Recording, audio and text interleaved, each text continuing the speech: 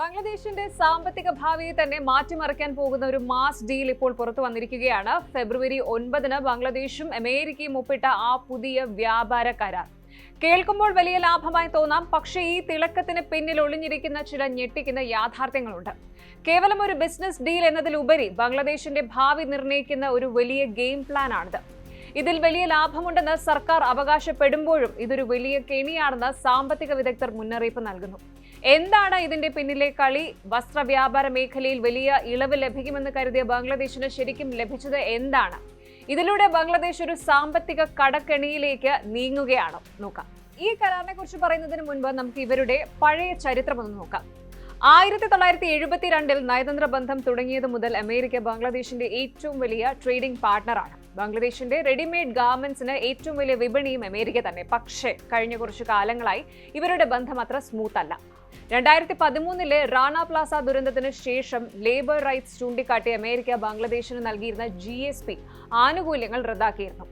അന്നു മുതൽ ബംഗ്ലാദേശ് ഒരു വലിയ നികുതി ഇളവിനായി ശ്രമിക്കുകയാണ്. ആ ശ്രമമാണ് ഇപ്പോൾ ഈ പുതിയ കരാറിൽ എത്തി നിൽക്കുന്നത്.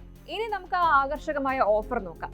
അമേരിക്കയിലേക്കുള്ള ബംഗ്ലാദേശ് ഉൽപ്പന്നങ്ങളുടെ തീരുവ 37% നിന്ന് 19% കുറച്ചിരിക്കുകയാണ്. കേൾക്കുമ്പോൾ നല്ലൊരു ഡിസ്കൗണ്ട് ആയി തോന്നാം. പക്ഷേ ഇവിടെയാണ് ട്വിസ്റ്റ്. ഈ 19%-നൊപ്പം നിലവിലുള്ള മറ്റു നികുതികൾ കൂടി ചേരുമ്പോൾ മൊത്തം ടാക്സ് ഏകദേശം 35.5% വരും. അതായത് ഇപ്പോഴും ഒരു ബംഗ്ലാദേശി ഷർട്ട് അമേരിക്കയിൽ വിൽക്കുമ്പോൾ 1/3 നികുതിയായി നൽകണം. ഇതിനെയാണോ നമ്മൾ വിജയമെന്ന് വിളിക്കേണ്ടത്? ഇനിയാണ് ഏറ്റവും വലിയ ഹൈലൈറ്റ്. വസ്ത്രങ്ങൾ കയറ്റുമതി ചെയ്യുമ്പോൾ 0 ടാക്സ് കിട്ടണമെങ്കിൽ ഒരു നിബന്ധനയുണ്ട്. ആ വസ്ത്രങ്ങൾ നിർമ്മിക്കാൻ ഉപയോഗിക്കുന്ന കോട്ടൺ, പരുത്തിയും സിന്തറ്റിക് നൂലുകളും അമേരിക്കയിൽ നിന്ന് തന്നെ വാങ്ങണം. നിലവിൽ ബംഗ്ലാദേശ് 80% അസംസ്കൃത വസ്തുക്കളും വാങ്ങുന്നത് ചൈനയിൽ നിന്നോ അല്ലെങ്കിൽ ഇന്ത്യയിൽ നിന്നോ ഒക്കെയാണ്. പെട്ടെന്ന് ഈ സപ്ലൈ ചെയിൻ മാറ്റി അമേരിക്കയെ ആശ്രയിക്കുന്നത് ബംഗ്ലാദേശിലെ വസ്ത്രനിർമ്മാണശാലകളുടെ ലാഭത്തെ എങ്ങനെ ബാധിക്കുമെന്ന് ആലോചിച്ചു നോക്കൂ.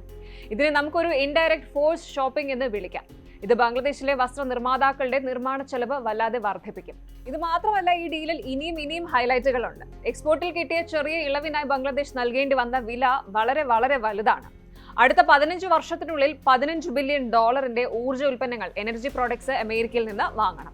കൂടാതെ $3.5 ബില്യൺ ചോളം, ഗോതമ്പ്, സോയ തുടങ്ങിയ കൃഷി ഉൽപ്പന്നങ്ങളും 14 ബോയിംഗ് വിമാനങ്ങളും. ഇതുകൂടാതെ 4500-ഓളം അമേരിക്കൻ ഉൽപ്പന്നങ്ങൾക്ക് ബംഗ്ലാദേശ് ഇറക്കുമതി നികുതി ഒഴിവാക്കി കൊടുക്കണം.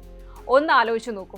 ഫോറിൻ കറൻസി ക്രൈസിസ് നേരിടുന്ന ബംഗ്ലാദേശിന് ഇത്രയും വലിയ തുക അമേരിക്കയിലേക്ക് നൽകാൻ സാധിക്കുമോ? ഇത് രാജ്യത്തിന്റെ വിദേശ നാണ്യ ശേഖരത്തെ സാരമായി ബാധിക്കില്ലേ?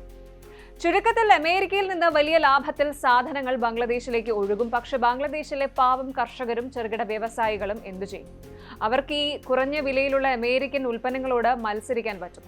ഇനി മറ്റൊരു വശം, ബംഗ്ലാദേശിന്റെ 80% റോ മെറ്റീരിയൽസും വരുന്നത് ചൈനയിൽ നിന്നാണ്.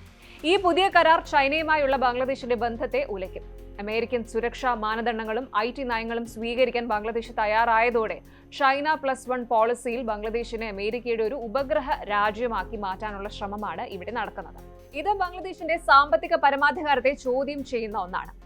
അടുത്തത്, ഈ കരാർ ഒപ്പിട്ട സമയവും ശ്രദ്ധേയമാണ്. ബംഗ്ലാദേശിലെ തിരഞ്ഞെടുപ്പിന് തൊട്ടു മുമ്പാണ് ഇത്രയും വലിയൊരു ഡീല് പൂർത്തിയാക്കുന്നത്. സാമ്പത്തിക വിദഗ്ധരോടോ അല്ലെങ്കിൽ പൊതുജനങ്ങളോടോ ഒന്നും ചർച്ച ചെയ്യാതെ അല്ലെങ്കിൽ ചർച്ച നടത്താതെ ഇത്ര വലിയൊരു ബാധ്യത ഏറ്റെടുത്തതിന് പിന്നിൽ രാഷ്ട്രീയ ലാഭങ്ങൾ മാത്രമാണോ എന്ന ചോദ്യം ഉയരുന്നുണ്ട്. സത്യത്തിൽ അമേരിക്ക ബംഗ്ലാദേശ് കരാർ എന്നത് ഒരു വാളാണ്. ഇരുവശവും മൂർച്ചയുള്ളൊരു വാള്. ഒരു വശത്ത് പുതിയ വിപണികൾ തുറക്കപ്പെടുമെന്ന് പ്രതീക്ഷിക്കുമ്പോഴും മറുവശത്ത് രാജ്യത്തിന്റെ സാമ്പത്തിക സ്വയംഭരണാധികാരം പണയപ്പെടുത്തുകയാണോ എന്ന വലിയ ആശങ്ക ബാക്കിയുണ്ട്. വസ്ത്രമേഖലയ്ക്ക് ചെറിയൊരു ആശ്വാസം ലഭിക്കുമെങ്കിലും രാജ്യം വൻ കടബാധ്യതയിലേക്കും ഇറക്കുമതി അധിനിവേശത്തിലേക്കും നീങ്ങുകയാണോ എന്ന് പരിശോധിക്കേണ്ടതുണ്ട്. അമേരിക്കൻ പരുത്തി ഉപയോഗിച്ചാൽ മാത്രം ടാക്സ് കുറയ്ക്കുന്ന ഇത്തരം നിബന്ധനകൾ ബംഗ്ലാദേശിനെ അമേരിക്കയുടെ ഒരു മാർക്കറ്റ് മാത്രമാക്കി മാറ്റുമോ എന്ന് കാത്തിരുന്ന് കാണണം.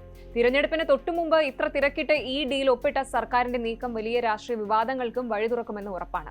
അമേരിക്കയിൽ നിന്ന് പരുത്തിയും ഊർജ്ജവും വാങ്ങാനുള്ള ഈ ഒരു നിർബന്ധിത കരാർ വരും തലമുറയുടെ മേൽ വലിയൊരു കടബാധ്യത അടിച്ചേൽപ്പിക്കുമോ? അതോ വൻ ശക്തികളുടെ ഈ ഒരു വ്യാപാര യുദ്ധത്തിൽ ബംഗ്ലാദേശ് ഒരു കരുവായി മാത്രം മാറും? കാലം ഇതിന് മറുപടി നൽകും. പക്ഷെ ഒരു കാര്യം ഉറപ്പാണ്, തിളങ്ങുന്ന വാഗ്ദാനങ്ങൾക്കും അപ്പുറം ഈ കരാറിലെ ടേംസ് ആൻഡ് കണ്ടീഷൻസ്, അതായത് ആ ചെറിയ അക്ഷരങ്ങളിലെ നിബന്ധനകൾ കൃത്യമായി പഠിച്ചില്ല എങ്കിൽ ബംഗ്ലാദേശിന്റെ സാമ്പത്തിക പരമാധികാരം ഒരു ചോദ്യചിഹ്നമായി മാറും. കൂടുതൽ വാർത്തകൾക്ക് news 18 Keralam YouTube channel subscribe ചെയ്യുക.